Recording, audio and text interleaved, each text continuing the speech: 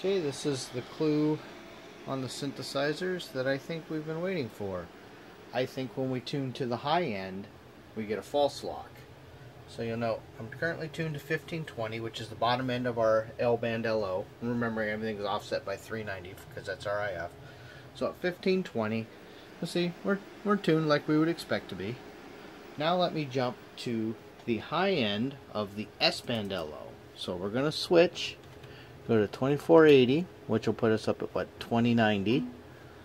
So at 2480, you'll note we're actually tuned to the bottom end of that LO, 1472.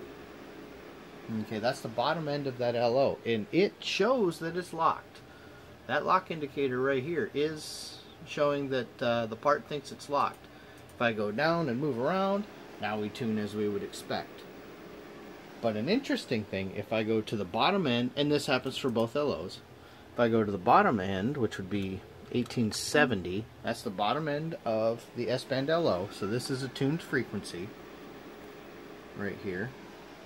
If I now go down 10 megahertz, boom, that popped me into the L-band LO, and you'll note the L-band is now tuned to its low rail, but showing a lock indication.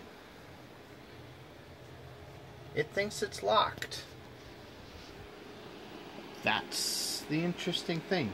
Turning AVCC on as we're programming it, there must be something popping up for a second there, and the part thinks it's locked and shuts it down, sends out a lock indication. Now if I retune it all, you know, bumped up 1870, I'm tuned to the bottom end, but am I? Let's find out.